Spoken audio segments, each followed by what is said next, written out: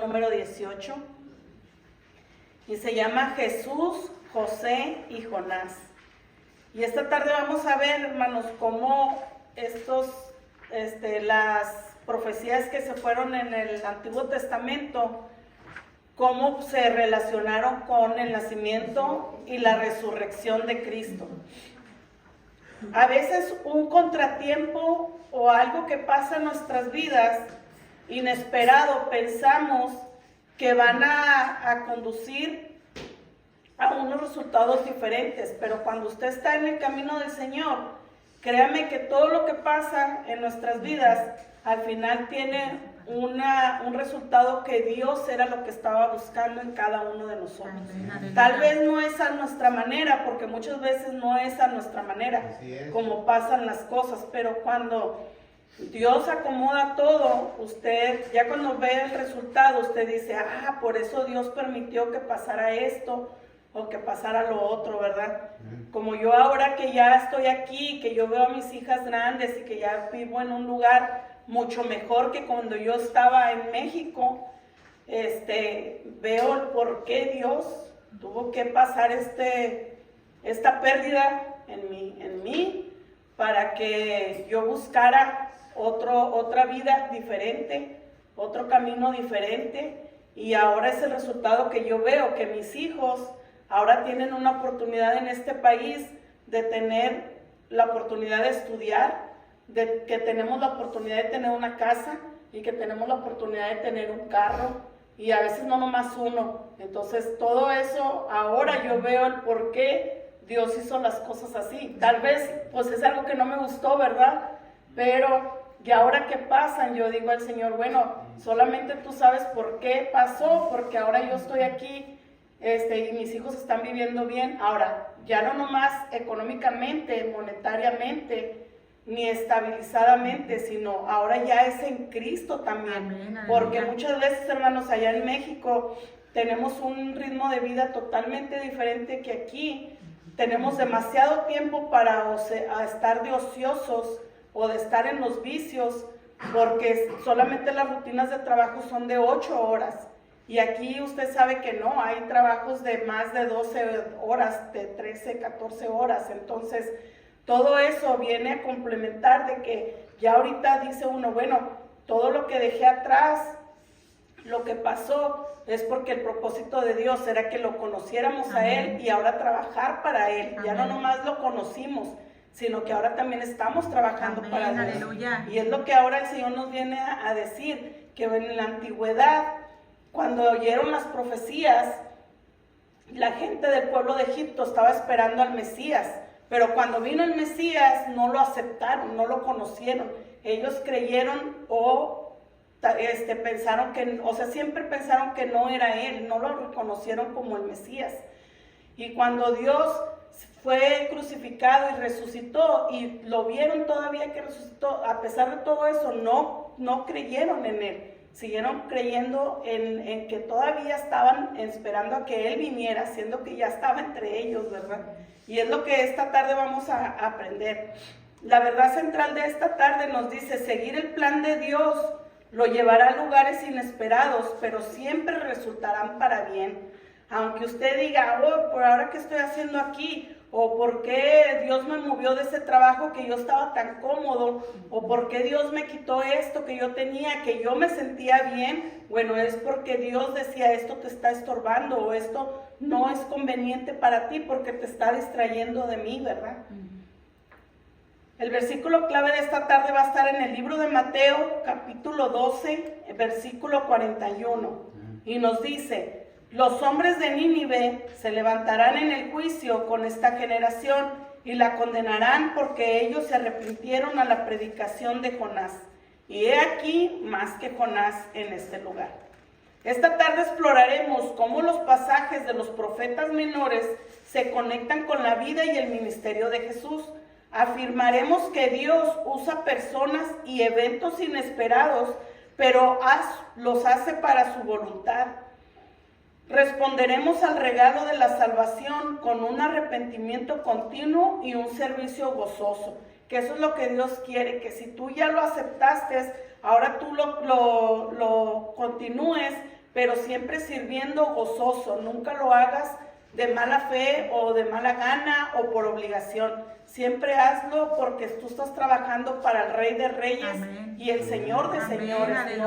No estás trabajando nada más para tu patrón. Amén. Si aquí en la tierra trabajamos para nuestro patrón y tratamos de hacer las cosas lo mejor que se puede para recibir un reconocimiento, ahora más hacer las cosas para Dios, porque vamos a recibir mucho más mejor Amén. Reconocimiento, aleluya. ¿Verdad? Amén. El corazón del hombre piensa en su camino, mas Jehová endereza sus pasos. Esto está escrito en Proverbios 16:9. Y es muy cierto, hermanos.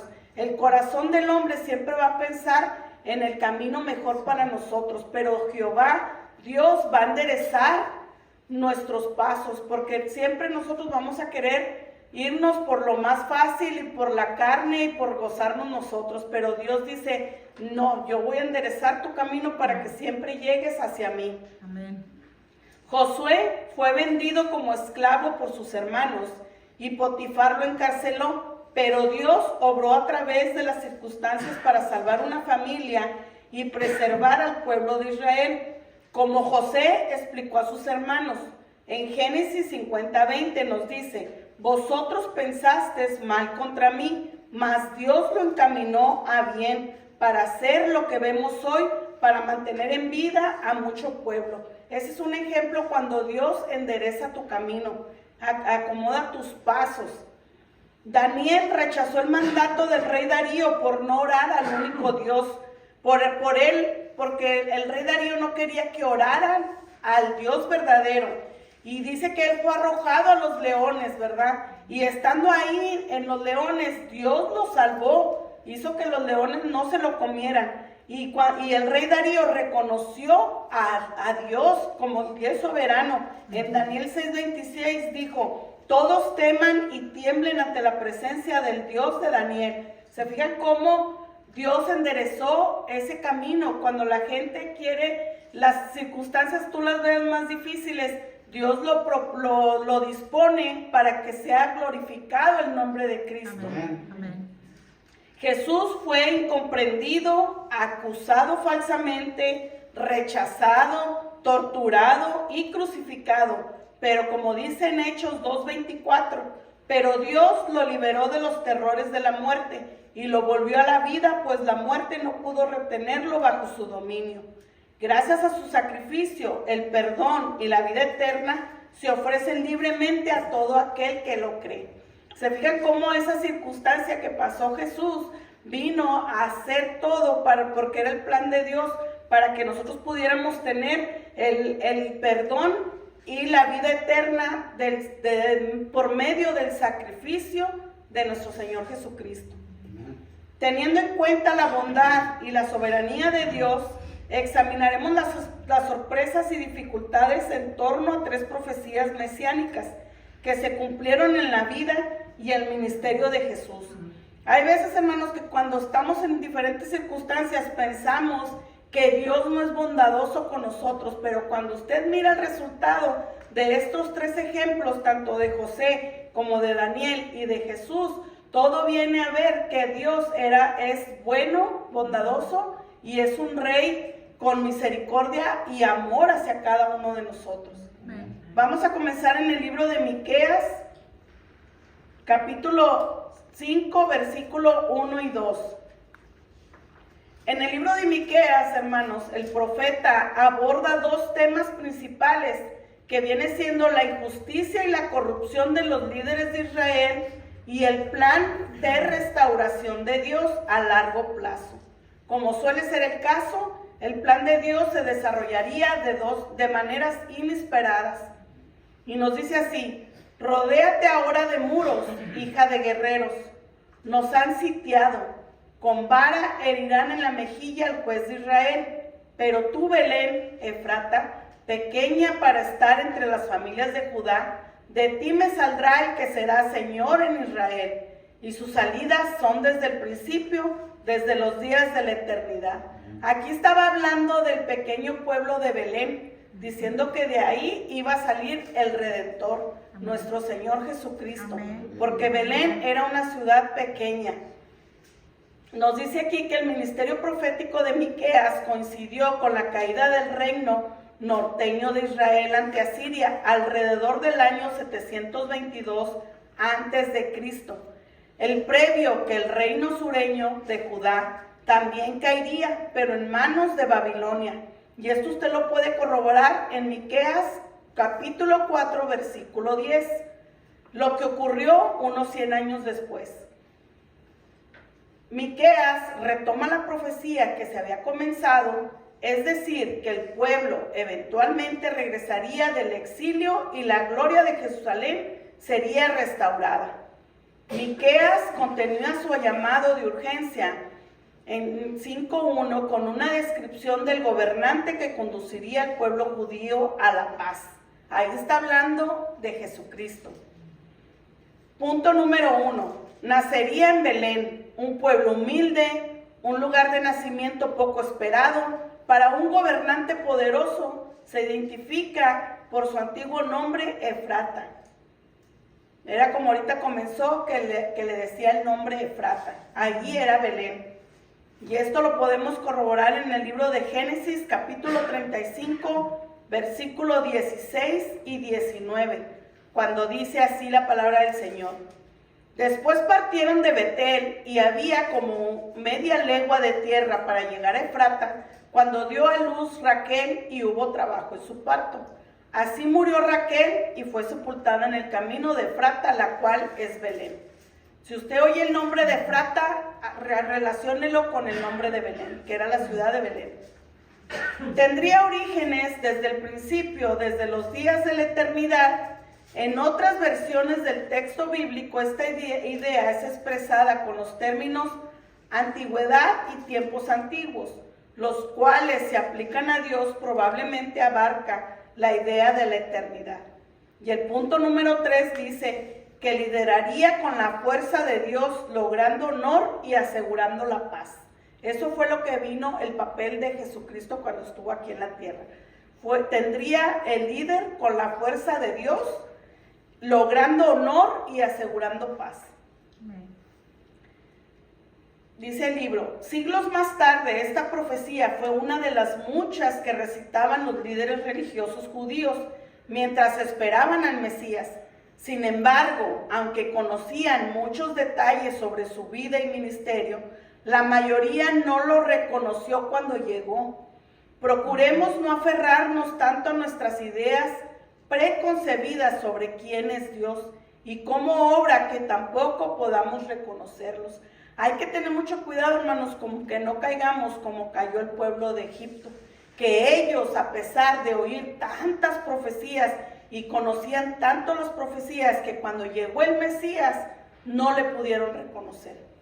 Dios quiere que estemos atentos a la voz del Espíritu Santo para que cuando Él nos hable, sepamos que es Dios quien nos habla y sepamos reconocer y creer cuando Dios te da un mandato, o escuchar que es Dios el que te habla. Cuando usted, el pastor, le ponga una enmienda, ponga atención, hermano, y haga las cosas inmediatamente como se las ordena Dios, porque es Dios obrando por medio del pastor. Porque Él es nuestra guía espiritual, hay que recordar siempre. Vamos a ir ahora al libro de Mateo, capítulo 2, y vamos a leer en el versículo 1 al 12. Amén. Y hace una pregunta aquí el libro, este título se llama ¿Dónde está el Mesías? La historia de los sabios de Oriente puede enseñarnos mucho sobre cómo entendía las profecías mesiánicas la gente de la época del Nuevo Testamento. Y nos dice así Mateo capítulo 2, versículo 1, perdón. Dice, cuando Jesús nació en Belén de Judea, en días del rey Herodes, vinieron del oriente a Jerusalén unos magos diciendo, ¿dónde está el rey de los judíos que ha nacido? Usted se preguntará, ¿por qué se dirigieron al palacio del rey Herodes? Porque ellos estaban buscando al rey de reyes. Entonces ellos dijeron, pues ¿dónde pueden hacer un rey? Pues en un palacio, ¿verdad? En un lugar grande, de dinero, ¿verdad? Ellos esperaban encontrarlo ahí. Dice, porque su estrella hemos visto en el oriente y venimos a adorarle. Aquí, hermano, el punto de los reyes magos, de los tres reyes, que fueron a buscar a Dios, a Jesús, al Mesías, es que nosotros pongamos atención que cómo Dios puede usar gente que en aquellos años ellos eran unos magos, unos astrólogos. Ellos leían las estrellas y ellos se dejaron guiar por esa estrella que los guió hacia Belén, hacia el nacimiento de Jesús. Entonces nos está poniendo como ejemplo que como los egipcios, el pueblo de Israel, sabiendo las profecías, cuando se presentó el Mesías, no le reconocieron. Y siendo ellos unos astrólogos, unas personas que estudiaban las estrellas, ellos sí creyeron y fueron en busca del Rey de Reyes. Dice, oyendo esto, el rey de Herodes se turbó y toda Jerusalén con él. Y convocados todos los principales sacerdotes y los escribas del pueblo, les preguntó dónde había de nacer el Cristo. Ellos le dijeron, en Belén de Judea, porque así está escrito por el profeta. ¿Se fijan cómo ellos también habían escuchado la profecía de Miqueas? Dice, y tú, Belén, de la tierra de Judá, ¿no eres la más pequeña entre los príncipes de Judá? Porque de aquí saldrá un guiador que apacentará a mi pueblo Israel. Entonces Herodes, llamando en secreto a los magos, indagó de ellos diligentemente el tiempo de la aparición de la estrella, y enviándolos a Belén, dijo, id allá y averigua con diligencia acerca del niño. Cuando le halles, hacédmelo saber, para que yo también vaya y le adore. Pero ellos, hermanos, supieron después, durante un sueño, que la intención del rey Herodes era saber dónde iba a estar el Mesías para mandarlo matar. Porque él estaba como rey, aquí nos dice el libro, que estaba como rey, como si estuviera él cuando lo ponen por conveniencia, por influencias, hombre. Y dice también que que él quería que los mandaran matar porque él no quería perder su reinado. Por eso él estaba buscando la manera de que mandara a los reyes primero, los magos, para que averiguaran dónde estaba el Mesías, para después él mandarlo matar, porque iba a ser un estorbo para él. Dice, ellos habiendo oído al rey, se fueron, y he aquí la estrella que habían visto en el oriente, iba delante de ellos, hasta que llegando se detuvo sobre donde estaba el niño. Y al ver la estrella se regocijaron con un muy grande gozo. Y al entrar en la casa, vieron al niño con su madre María, y postrándose lo adoraron. Y abriendo sus tesoros le ofrecieron presentes, oro, incienso y mirra. Pero siendo avisados por revelación en sueños, que no volviesen a Herodes, regresaron a su tierra por otro camino. Ahí Dios, por medio de los sueños, fue que les reveló a los magos que no pasaran otra vez a avisarle a Herodes en qué lugar había sido el nacimiento de Jesús. ¿Por qué hizo esto Dios? Porque eran los planes para él, para que el Mesías creciera y salieran los planes como Dios los había hecho. De que creciera Jesús, lo conociéramos, hiciera los milagros que tenía que hacer, llegara a la crucifixión y pudiéramos nosotros entrar en el perdón, ¿verdad? Y esto, hermanos, es algo importante porque nosotros tenemos que tomar en cuenta que Dios, cuando Él quiere hacer su voluntad, para que sus planes se cumplan, a pesar de que toda la gente se ponga en contra, la iglesia se puede levantar en contra de Dios, Él va a hacer hasta que los huesos hablen y sigan y proclamen su palabra. Por eso Dios nos dice, obedézcanme. Cuando oigan la voz de Dios, obedezcan, hermanos, porque Dios puede usar a quien a Él se le plazca. porque Él es el Rey de Reyes y Señor de Señores. Y es el ejemplo que nos pone hoy referente a los magos, a esos astrólogos. Porque dirá usted, ¿por qué no fue una persona que estudiaba la palabra de Dios? ¿Por qué no fueron ellos los que fueron a buscar al Mesías, a ofrecer sacrificios, a ofrecer holocaustos, a ofrecer las joyas preciosas? ¿Por qué no hicieron ellos? Porque sabía Dios que al momento de que se presentara Jesús no lo iban a aceptar. Todo Dios lo conoce, ¿verdad? Conoce Dios todo lo que va a venir. Vamos a seguir en el libro de Oseas, capítulo 11, versículo 1. Dice, el amor de Dios por sus hijos. Sabemos que el amor de Dios hacia nosotros, sus hijos, es maravilloso y grande. Dice, el libro de Oseas, como muchos de los profetas menores, es complejo. Sirvió como última advertencia a Israel, el pueblo del reino del norte. Si no se arrepentían de su idolatría y maldad, el juicio estaba en camino. Y fíjese cómo les habla Dios, a pesar de que él estaba molesto y les estaba diciendo que se arrepintieran de su idolatría y de su maldad.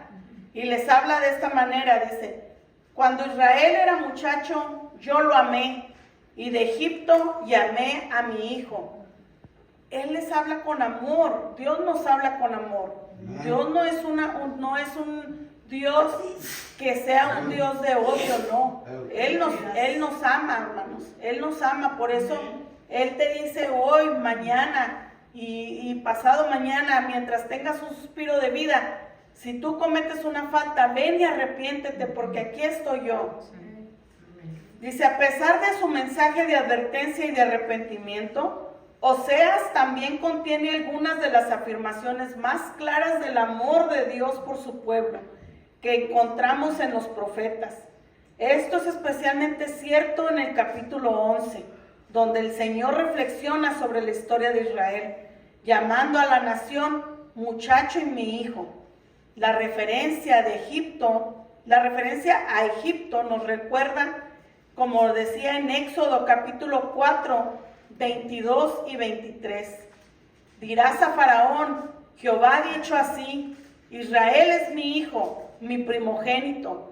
Ya te he dicho que dejes ir a mi hijo para que me sirva, mas no has querido dejarlo ir. He aquí yo voy a matar a tu hijo primogénito.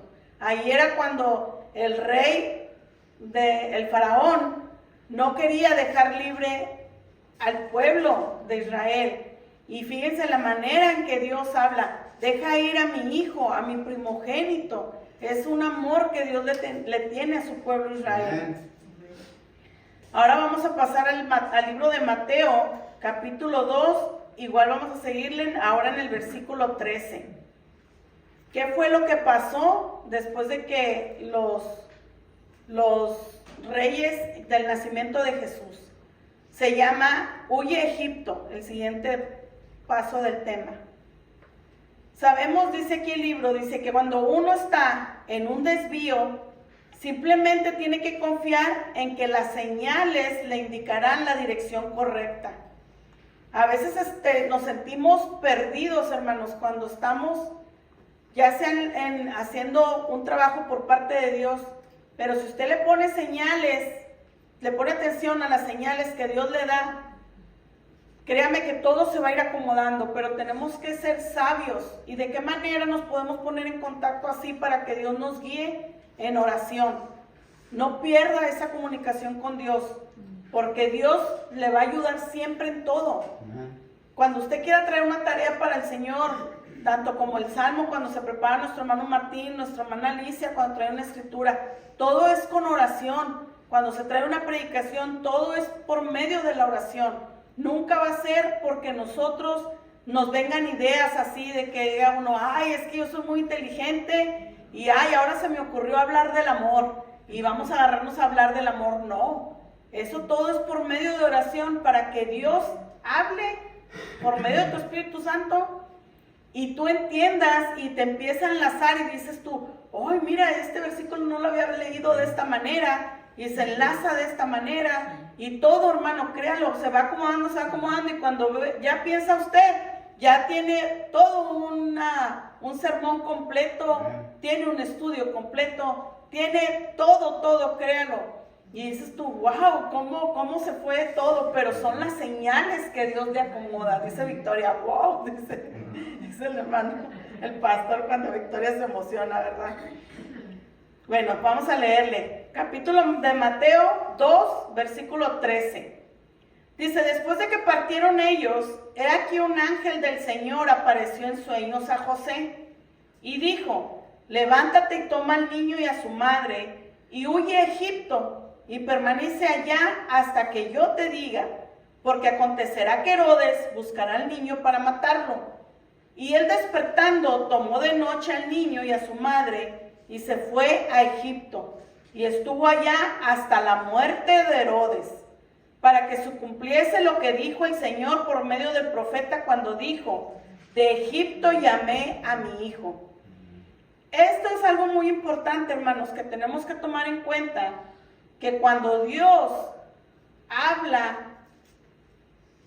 en los sueños, porque sí habla Dios en los sueños, y lo hemos comprobado muchos de nosotros, ponga atención. Cuando el pastor le diga, oye, aunque sea viernes, y yo sé que mi hermana Nancy me va a ver feo, aunque sea viernes o sábado y te diga el pastor, oye, te toca predicar, tú no puedes decir que no, porque Dios te lo puso.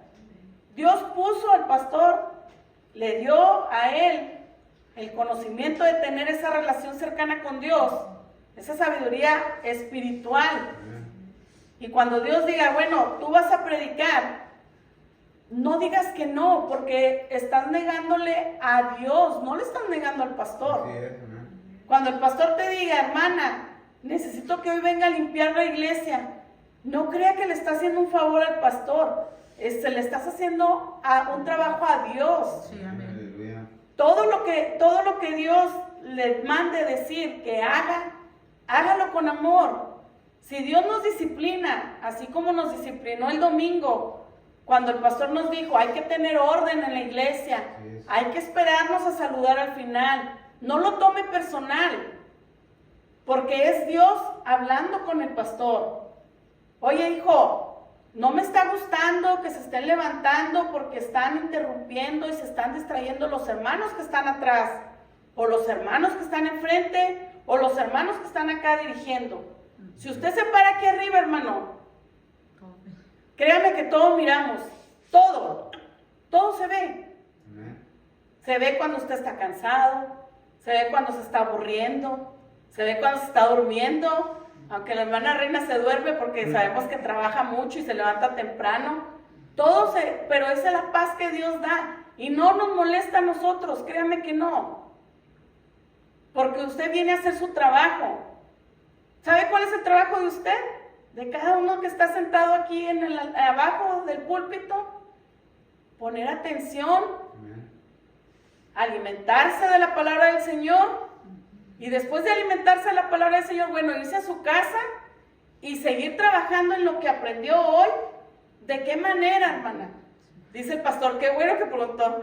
Bueno, si no entendimos algo, volverlo a leer, porque tal vez las palabras que a veces yo uso, tal vez ustedes no las conocen muchas veces, no son muy comunes aquí, o tal vez lo leí muy rápido, algo. Entonces, de esa manera, cuando usted lo vuelve a leer, hermano, empezamos a dar frutos. Esos son los frutos que Dios quiere que tengamos cada uno de nosotros. ¿Por qué? Porque nuestro carácter se va moldeando, como la predicación que nos trajo, el estudio que nos trajo el pastor el viernes anterior, que decía, escucha, no oigas, escucha, porque ya viste lo que le pasó al que no supo escuchar, se lo comió el león, ¿verdad? Entonces nosotros no queremos que el león nos coma. Espiritualmente, ¿quién es el león? Todos sabemos, no necesitamos decir el nombre. Entonces usted está preparado con nuestra arma, porque ya memorizaste un versículo que puedes atacar a ese león, porque lo escuchaste aquí en la iglesia. Aleluya. Entonces ya no te va a devorar el león. Eso es lo que nos trataba de decir el pastor el viernes. Así es. Y entonces Por eso les digo, todos tenemos un trabajo aquí en la iglesia, todos. Tanto como el que trae la música, porque usted, si le pone atención a las alabanzas, nos ayuda a que los problemas que usted trajo se vayan. El cansancio que usted trae se va. La tristeza que usted trae se va, porque llora, se desahoga y el alma entra en paz. Y es lo que quiere Dios.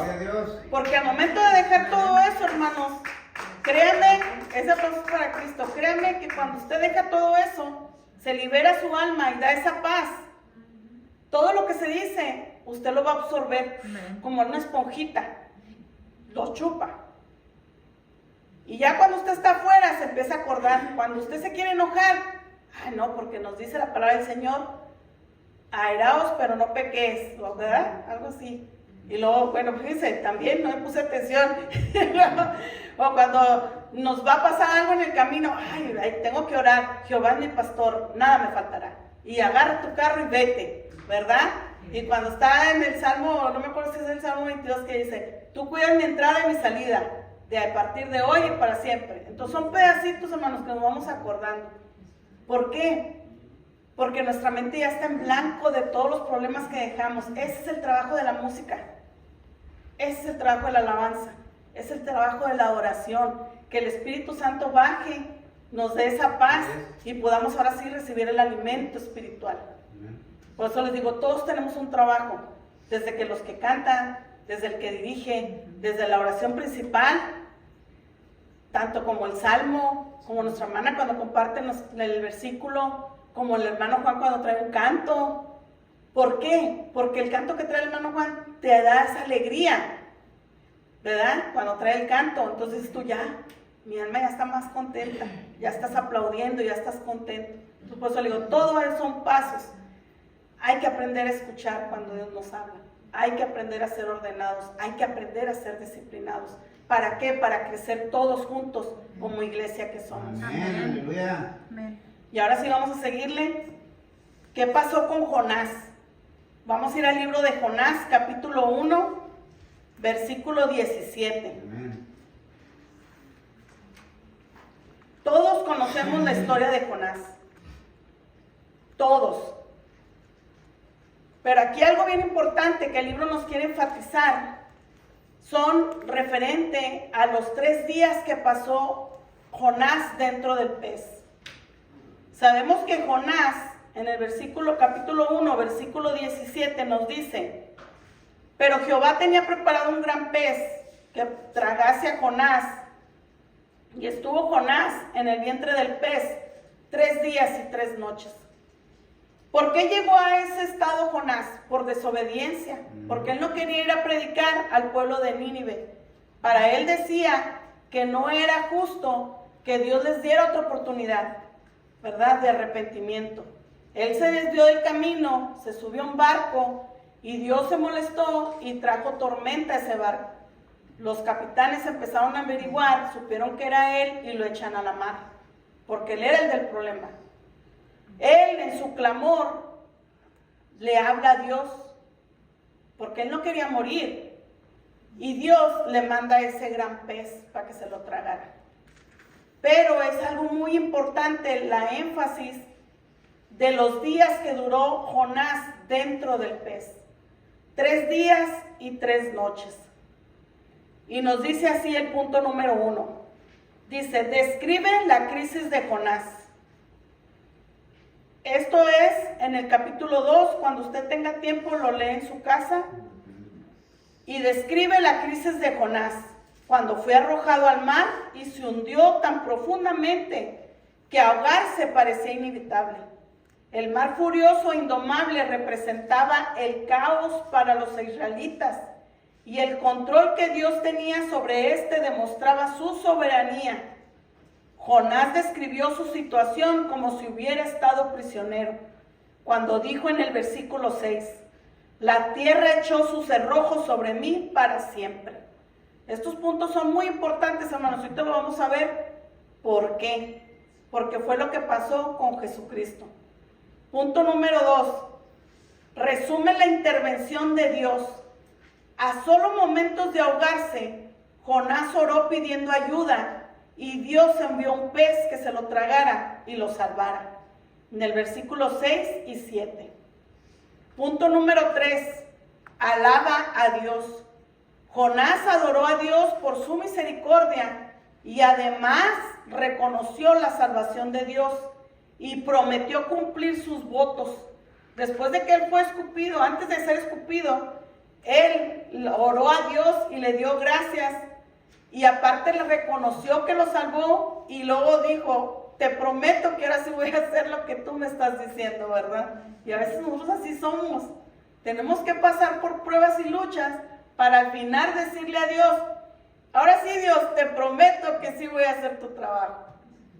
Este es un ejemplo de Jonás que muchas veces nosotros también llegamos a ser él.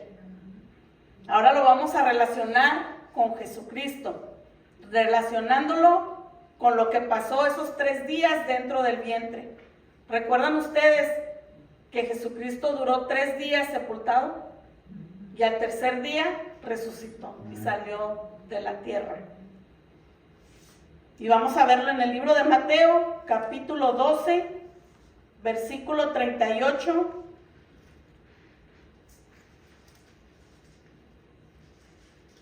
Para algunas personas, ninguna señal o milagro será nunca suficiente para cambiar su opinión acerca de Jesús. Hay mucha gente sorgatona, ¿verdad?, que le dicen o testaruda o no sé qué palabra más se pueda usar, cabezona, que a pesar de que vemos muchos milagros que Dios hace en nuestras vidas, no reconocemos quién es Dios en nuestras vidas, quién puede ser Dios dentro de nuestras vidas. Creemos lo que queremos creer y aceptamos lo que queremos aceptar y hacemos lo que queremos hacer. Y Dios no quiere eso. Por eso nos hablaba desde un principio el escuchar las voces cuando Él nos habla. José 2 veces se le presentó en el sueño, cuando aceptó a María como su esposa, el ángel, y cuando le dijo que huyeran del pueblo cuando iban a ser muertos, cuando querían matar a Jesús. Y en ninguna parte de la Biblia dice que José le haya dicho, ¿pero por qué? Como muchas veces nosotros decimos, ¿verdad? O como los niños, ¿y por qué yo? ¿Por qué no le dices al otro? Yo le decía a mi mamá, nada más yo voy a la tienda, pues como Mayra no le gustaba ir a la tienda, pues nada más a mí me mandaban. Le digo, ¿y por qué yo, verdad? Bueno, yo nunca respingué, eso nada más, pero es un ejemplo. Ahí está mi mamá, yo nunca le dije que no. Pero muchos niños así son, ¿verdad? Tu barre, porque yo ponía a mi hija mayor, Alexa, a barrer muy seguido y le daba mucho coraje, porque no sabía barrer. Entonces yo le decía, vas a barrer, y se enojaba porque le decía, y vuelve a barrer, y vuelve a barrer, y ya de tanto pues se agarraba a llorar. ¿Pero por qué, hermanos? Porque es la sabiduría uno como madre, porque miras que él no sabe barrer, ¿y qué tienes que hacer? Ponerlo a barrer para que aprenda, ¿verdad? Bueno, así es Dios con nosotros. Yo le digo a Dios, yo no puedo orar mucho, y ya me he fijado que ya estoy durando más orando. Entonces dice Dios, pues te voy a poner más a orar. Y cuando el pastor me dice, hermana Gina, despida, y digo, ay, ahí voy, y me paro a orar. Entonces, así es Dios con nosotros. No puedes leer, bueno, te van a poner a leer. No sabes cantar, pues vas a cantar. Entonces, son prácticas, hermanos, todos son prácticas. Sí, y al final tenemos que aprender. Entonces, a veces de tantas señales y milagros que vemos, no reconocemos a Dios. No sabemos, no le damos el reconocimiento a Dios. Pensamos que es por nuestras fuerzas, por nuestra inteligencia, y no es así. Vamos al libro de Mateo, capítulo 12, versículo 38, porque ya vamos a acabar. Entonces respondieron algunos de los escribas y de los fariseos diciendo, Maestro, deseamos ver de ti señal. Él respondió y les dijo, la generación mala y adúltera demanda señal, pero señal no le será dada, sino la señal del profeta Jonás. En el Antiguo Testamento, Dios siempre, Jehová Dios Padre, siempre les daba muchas señales. Cuando vino Jesús, Él dijo que no, porque Él sabía que como quiera no le iban a creer. Por eso Él dijo que señal La señal ya era por medio del profeta Jonás, cuando Jonás le pasó lo que había pasado él en la desobediencia a Dios. Y luego nos dice, porque como estuvo Jonás en el vientre del gran pez 3 días y 3 noches, así estará el Hijo del Hombre en el corazón de la tierra, 3 días y 3 noches. Los hombres de Nínive se levantarán en el juicio con esta generación y la condenarán, porque ellos se arrepintieron a la predicación de Jonás. Y he aquí más que Jonás en este lugar. ¿Qué nos trataba de decir nuestro Señor Jesucristo? Que así como Jonás al final fue y predicó al pueblo de Nínive y se arrepintió el pueblo de Nínive, él iba a salir del sepulcro, a los 3 días iba a resucitar para que el pueblo creyera y se arrepintiera. Y eso es lo que entramos nosotros ahí, al regalo de la vida eterna. La condena de Jesús a la incredulidad de los líderes judíos debería hacernos examinar nuestro propio nivel de fe. Esperamos que Jesús nos convenza de creer en Él y retenemos nuestra lealtad y adoración hasta que Él cumple con nuestras demandas. Eso no quiere Dios.